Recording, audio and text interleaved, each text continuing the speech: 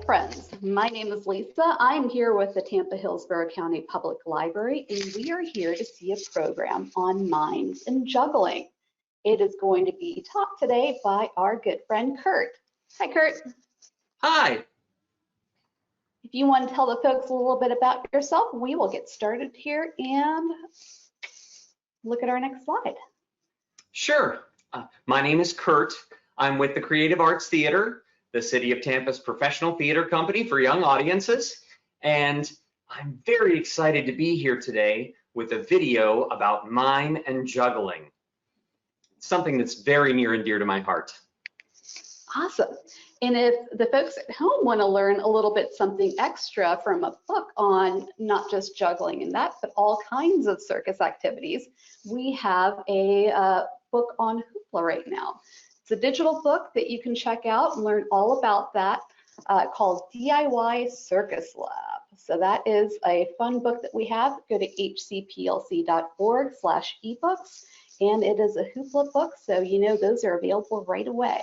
No waiting. All right, Mr. Kurt, we will take it away. All right, well, I hope you enjoy this video on mime and juggling. It's something, as I said, that's very near and dear to my heart. I have a lot of friends that are circus clowns or former circus clowns.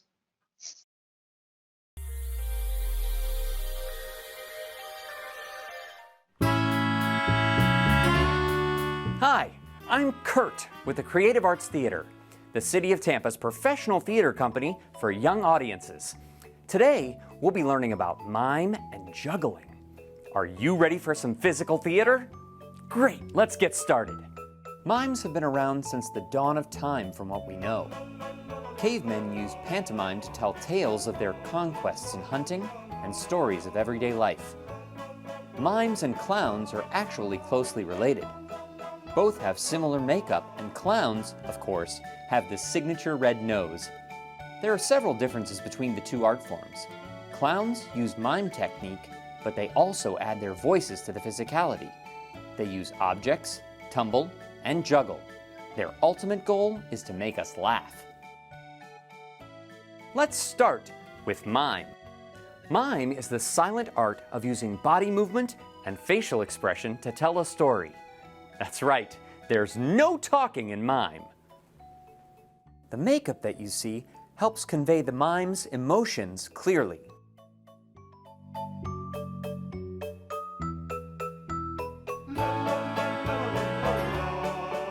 Mime is also what you call a person using mime technique.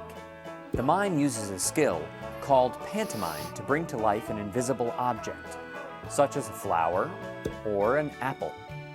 Pantomime makes us believe that the object is really there. Mimes do this by imagining a fixed point. What's that? A fixed point means we pick a point in space that doesn't move, even as we move around it. Let's try it. Start with finding a wall. Do you have one? Great! Go ahead, put your hand on the wall. Push on the wall. As you're doing this, think about how your body moves as you push. How does that feel? How does it feel when you take your hand away? Now, step away from the wall. Place your hand at the fixed point of the imaginary wall. You should act as though your hand could really feel that wall there. Imagine an energy as your hand hits the wall. That energy is your hand being stopped by the wall, and it tells others that your hand has reached the fixed point. Great! You all have just created your very own fixed point. By telling a story using our bodies, our movements can either be natural or exaggerated. This mime is going for a walk and smelling a flower, stopping to show it to us. Oh no! There appears to be something blocking his path. What will he do? How can we see the detail of the story through his actions? Uh-oh. What's happening now? It looks like he's trapped. But what's he trapped in? That's right, a box. Let's see how he solves the problem. It's important for mimes to be very clear with their actions, so that we as the audience can easily visualize the missing objects and follow the story that they're telling.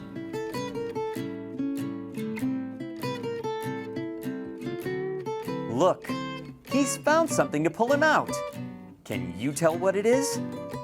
Yep, it's a rope. Great work, everyone. Now it's your turn to try. Imagine you're holding a balloon. A big balloon filled with helium that makes it float. Let's pretend it's windy and that the balloon wants to float in different directions. Go ahead, give it a try. Excellent. Now let the balloon float away. Watch it as it floats. How about another situation? Can you imagine a cabinet on the wall? Let's try opening it and grabbing our favorite snack. Think about how that snack feels in your hand. What shape is your snack? Is it in a box? Or is it in a jar? Is it heavy? Take a look at the snack and then change your mind about eating it. Put it back on the shelf and close the cabinet. Great! Now, let's talk about juggling.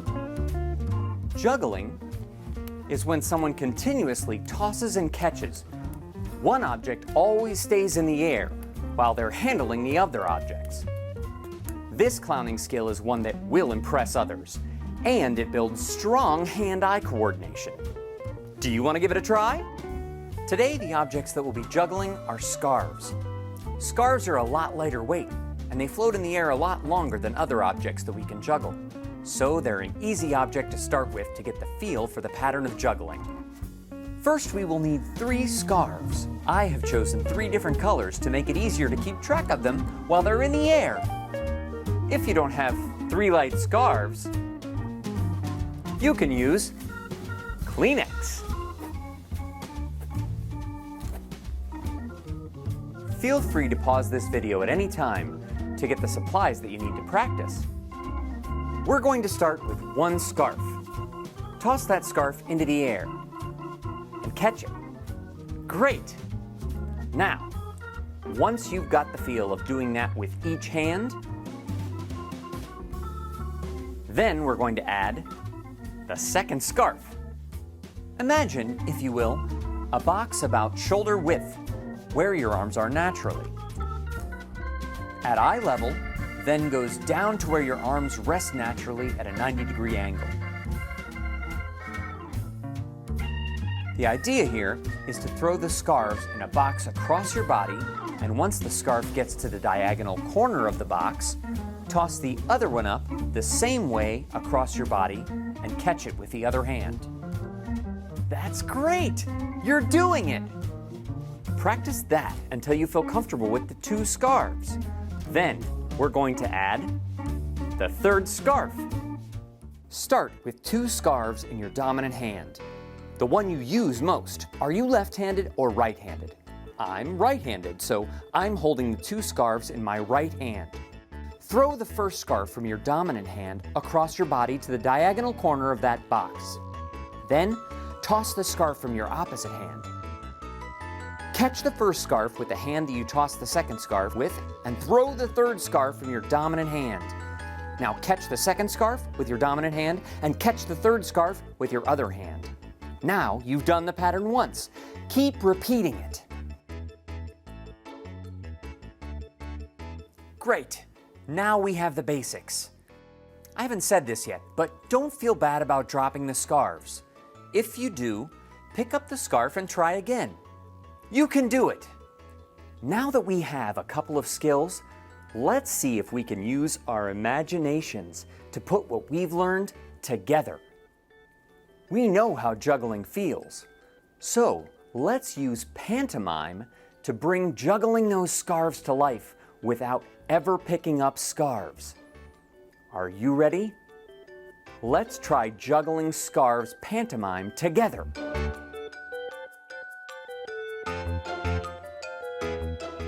That was truly amazing! You've all become quite the skilled mimes and jugglers already! Remember, that the most important part about learning a new skill is lots of practice and lots of patience. You can do hard things. Once you've got the hang of juggling scarves, try picking up some balls and see if you can juggle those the same way we juggled scarves. Try juggling for your parents, or for your friends, or even your teachers. In addition, see if you can tell a story without using any words. Maybe you could show them an imaginary balloon, or pick up an imaginary flower. Remember that the more you practice, the better you'll become. What fun skills to have! Thanks for joining us here at Creative Arts Theater for some mime and juggling fun. Don't forget to check out our tip sheet for some pointers on practicing our new skills. And stick around for some questions.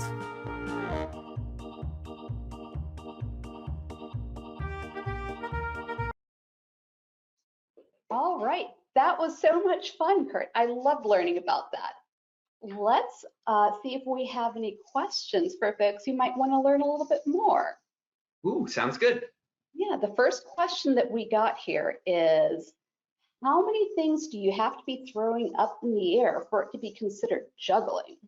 Could it count if I just take an apple and throw it up in the air and catching? Would that count for juggling?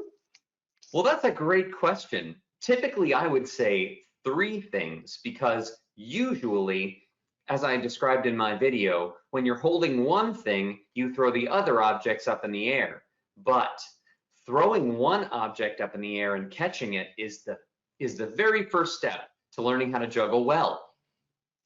I think I still need to practice that one. I'm still working on one. It's very easy. I hope you have wonderful practice. Well, speaking of how many you have to throw for it to be considered juggling, do you know of any fun, like Guinness World Records that might be kind of amazing about juggling?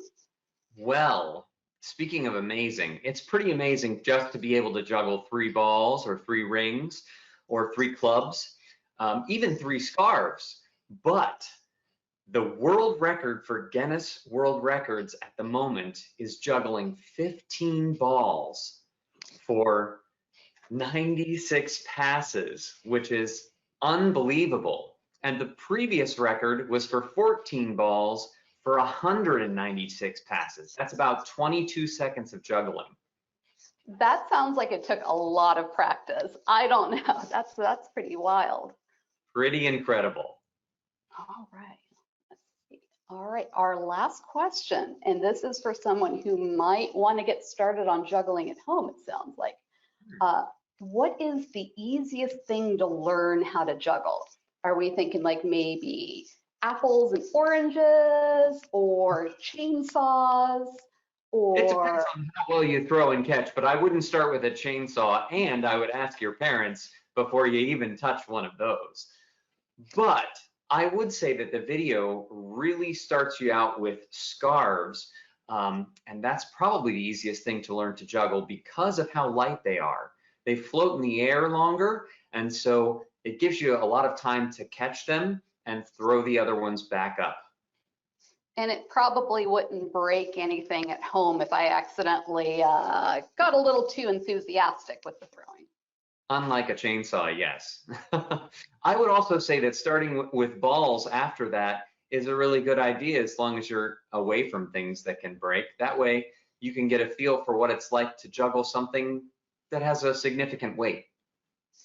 Cool. That sounds like a lot of fun. I'm going to get some practice going on that, and we'll see if we can work my way up from 1 to maybe 2 by the time we see each other again. There you go. That's a perfect idea, Lisa. I like that goal. All right, folks. I hope you had fun with our program today. I've got some links up on the page here, so if you have any more questions about this program or any of our other programs, you can reach out to us at hcplc.org/contact, or call our phone number 813-273-3652. And because it's coming up very soon here, we have our summer reading programs coming up very soon. So check out our calendars there, hcplc.org/summer. There's a lot of fun stuff coming up, and you might see some familiar faces for these programs. And last but not least, we were joined today by the wonderful Creative Arts Theater Company. You should check out all of their fun stuff on their homepage, tampagov.net/theater. So we look forward to seeing you for our next program, and in the meantime, have fun practicing your juggling and mime skills. Peace. Bye, friends. Bye.